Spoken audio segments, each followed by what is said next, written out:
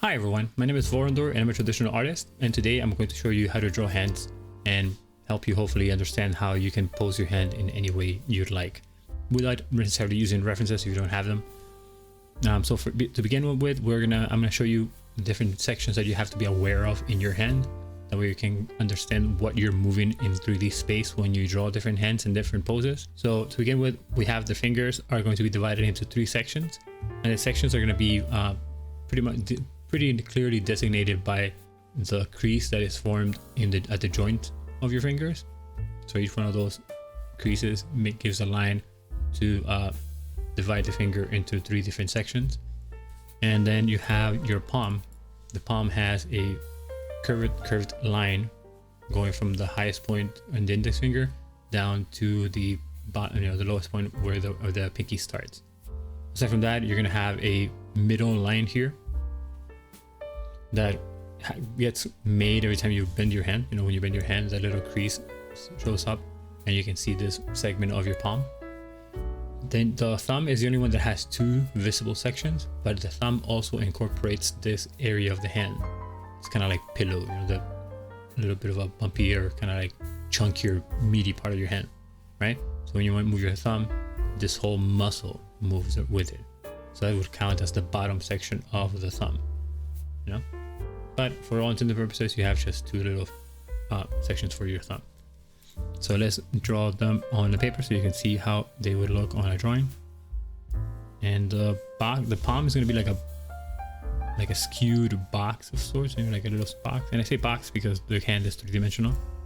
And then you have the middle cross section over here. And then I usually like to mark where my fingers would go, just because sometimes I run out of space when drawing fingers. So designating like the space for them kind of helps me plan where I want them to go, or where they'll be. For the thumb, you can start off by doing a wedge that starts off on the edge of the side of the palm, and then you have the sections of the thumb stem from this wedge, but you want to kind of like skew them inward because the thumb kind of becomes a little bit thinner. We all have different hands, so the width and the length of it is going to vary from person to person. And then you divide your fingers into 3 little sections that we saw. And I'm not going for complete accuracy here. We just want to get the shapes down first, so we can then work with them and make the hand that we want. There you go. So you have a decent looking hand coming up now, and we're gonna make sure that we can see the lines. So we're gonna define these lines a bit darker, and usually your middle finger is going to be the tallest finger of the bunch, but again that depends on the person, and sometimes people have different length fingers than the norm. Not the norm, different length fingers than somebody else, and again, here's like where the little line goes. You can kind of like start to like add a bit more detail depending on what your hand looks like. You can literally look at your hand and see what it looks like, so you can add details. There you have it. That's like your basic hand. Again, proportions might not be the same, might not be that precise, that correct, but you get a good idea. It works as a hand. You can read it as a hand. Now, if you want to draw the hand in different positions, there's a few ways to kind of like sketch out the shape of the hand before you actually start defining the fingers and everything else on the hand. And what I mean by that is, for example, if you want to have a hand kind of like this, right? Like this kind of like motion, like the fingers kind of like fanning out downward. You can kind of like draw that shape, This is the curvature of the hand, of the fingers. Then you draw your palm, That's the hand. That's this part right here. You draw your wedge, the thumb, and then here you have the tip of each finger. They start going down, right?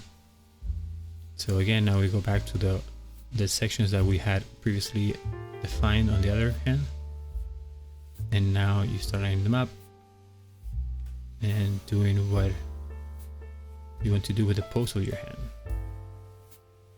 right? So 1, 2, and then 3 over here. So, and then this one over here. The pinky will always bend more than every other finger. Like will always bend downwards, closer to your palm than any other finger. Right, and that's, again, we did like a little section to kind of define how we want the shape of the hand, I mean the flow of the fingers to look like. So that's why they're kind of like a little curved wedge over here. But let's say you don't know how the fingers would look in perspective. One trick that you can use is you start drawing a circle for the base of the finger, and then you start moving the pen or the pencil upwards, right? And this gives you an idea of how a cylindrical body would look like. So this is like a straight up finger going upwards, you know, right? But then if you want to make it bend, you do the same thing. You just, depending on what kind of perspective you're going for, you start off with a circle, and then let's say I want to bend it forward, so I make it go this way, and then going downward, and that's it. So it looks kind of weird, right? But then you start doing the lines. And always, again, keep in mind that you have to have these 3 sections for your finger. So you have the first section from the bottom to this area in the middle, and the middle section has another, you know, crease before it gets to the tip, and then you have your bent finger, you know? So if that's easier for you, you can always do that. So let's say, for example, you have a hand, right? And also one thing that you have to keep in mind is that when you bend your hand, like kind of, you're like, it goes like this, you know, the point in which it pivots downward, it's going to be from your knuckle of your index finger. Like the index finger will stay relatively in line with your wrist, and then the other fingers can kind of like fan downwards. So you can see this one over here going down like this. So depending on what you want to do with your hand, you might have to drop a curve starting from where your index finger is downward. So let's say we want to do that kind of pose, right? Like this kind of thing, right? Again, there's like the top of your palm, but you're looking at it from the top, so we see the width, like the depth of it, you know. There's the top. Like if you were to cut off the fingers, that's what you would see. You would see like a base for where your fingers would rest or spring off from. That's what it looks like, right? And then if you want to use this method, you start off over here. Well, first let's assign a spot for each of them, and then you move it up or in the direction you want the finger to be, right? And then like you see, like this is the hand again. You can use your hand, and you should use your hand if you need a reference. That's the best reference you can have, you know.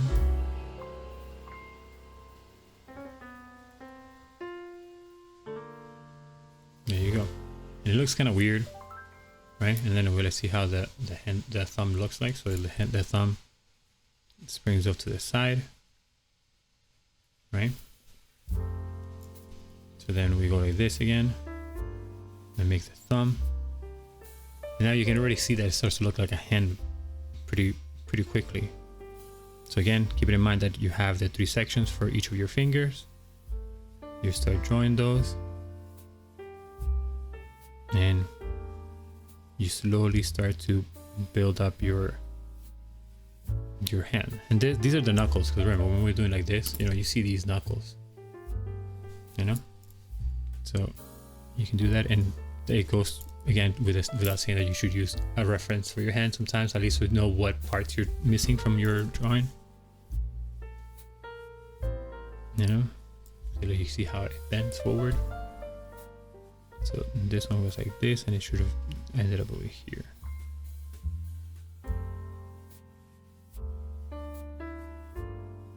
Okay, there you go, you have another hand.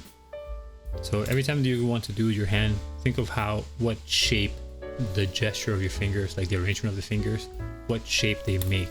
That's how we made this one. Remember that we had a little wedge explaining how the movement of the fingers was. So we had like a downward curve, and then each fingertip would fit in the area. So if you want to do, let's say for example, a sideways kind of like hand, you know, again, using your hand, best reference you can have.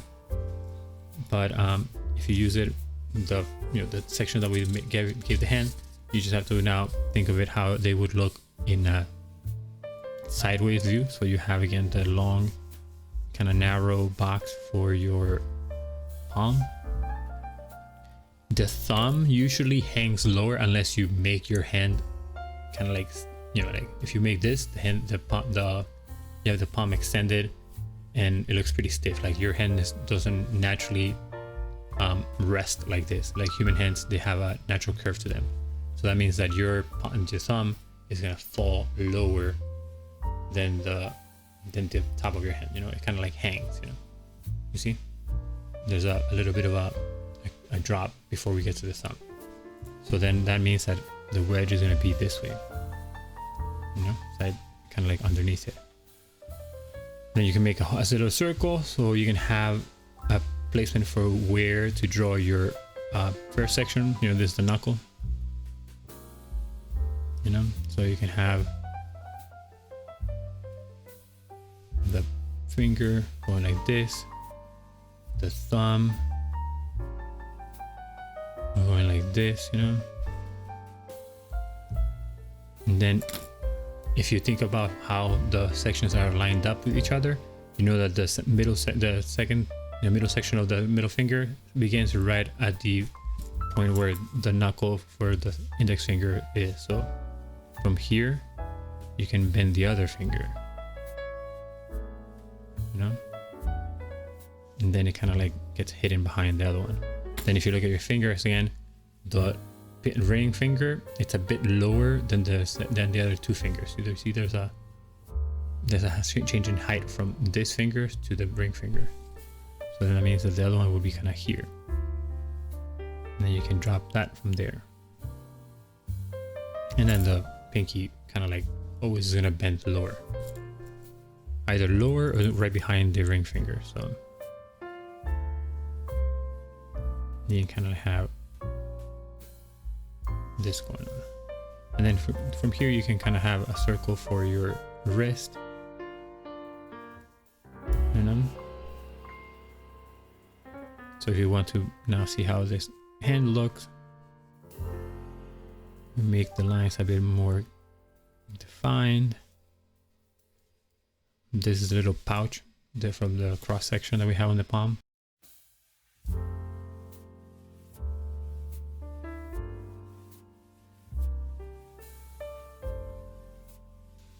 That's another rough, like sideways hand.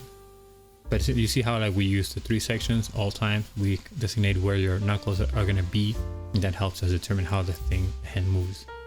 And the thumb, like I said, it's going to be downward because that's how your hand normally rests. You know, there's a slight curvature to your fingers, and the thumb drops, and I mean drop, you know, because it's at the top of your hand, and then it drops down before you get to the thumb.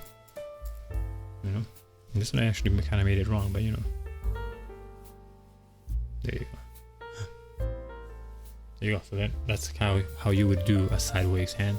If you want to do it the other way around, where the thumb is behind it, again we place the box for the palm of the hand. We're gonna start off with the pinky, but one thing about the pinky is that the bottom part of the pinky and the pinky itself, you know, curls up a lot more than any other finger.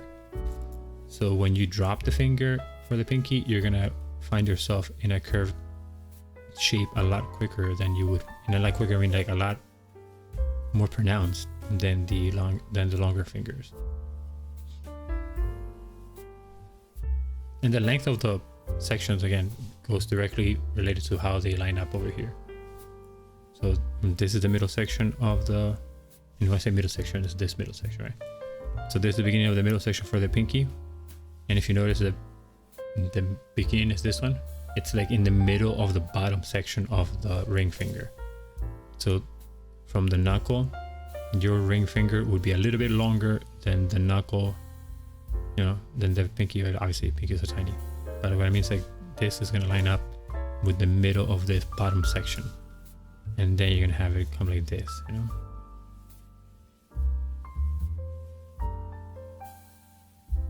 See, then even here they don't line up correctly because they don't line up with each other because they don't. And then for the middle finger, you want to go even further out with the first knuckle.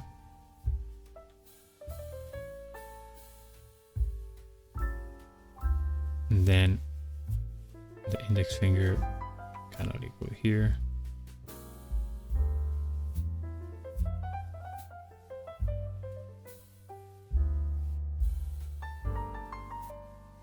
And then the thumb would fall, remember, because like it drops from the other side. Kind of hard to see it, but you know, a little bit of a bump. So that's this bump over here.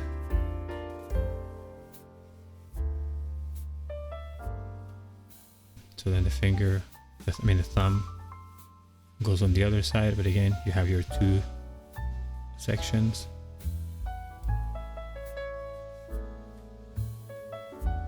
And then you have it. You have another hand from the other side, no?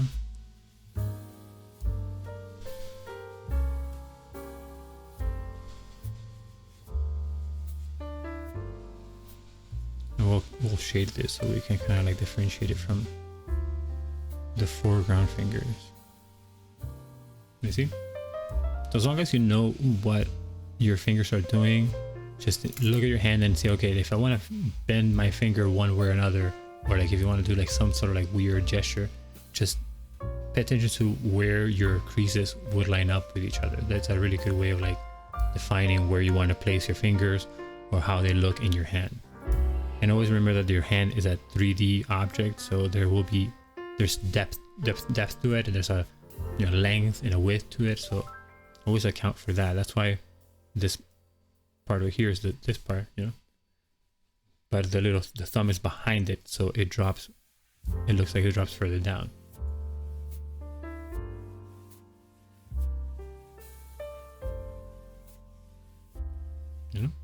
So it's the same kind of gesture, but from different sides of the hand. If you want to do like some weird kind of hand gesture, I don't know, let's see. So we're gonna do something like more like kind of like a claw, right? So you have like the hand. Again, this is the top of your hand where the fingers would go, and then you want to have like a claw-like. And again, just use your hands to look at what they would look like.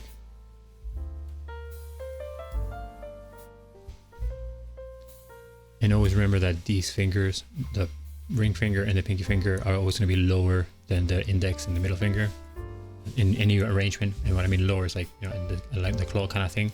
These are on the top, then these two are lower than these two, and then the lowest one is going to be the thumb. The thumb is never going to be never going to match, the base of the thumb is never going to match any of the other fingers. It's always going to be on a lower, by comparison, it's going to be on a lower level, Yeah, see, like this.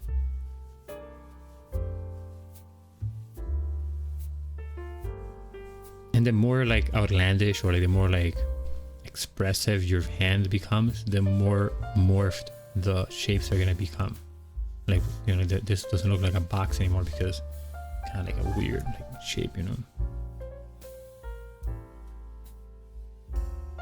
If you notice, I made the line here, but I realized that there was not enough space for the palm, so I just corrected my course. There's always three sections for every finger, no matter what size finger or which finger I'm drawing. I'm always making sure that I have my 3 sections. Okay, and this is kind of like weird, like the thumb might be a little too big, but you can always adjust, But the point is that these shapes will help you draw any sort of hand, regardless of what you're trying to do with a hand. And as I've said before, don't shy away from using your own hand as your reference, like that's the best reference for a hand that you can have, like your own hand.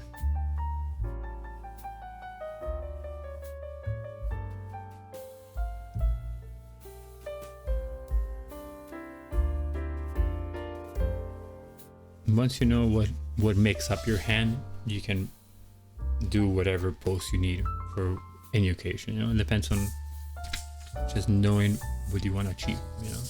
And like I said, if you want to do the whole like circular spiral movement for the fingers, just think of what you want the fingers to be moving towards, or how do you want the fingers to behave. And you already can see like the makeup of a hand.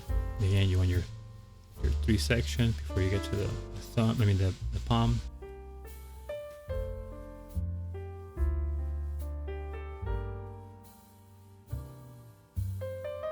But hands are not hard once you understand what makes up your hand. And think of like the motion, like the gesture of what the hand is going to be doing. Kind of like when you have like a line of action for a person, you know? You can have like the head, you know? And you have like the neck, this is like the shoulders, right?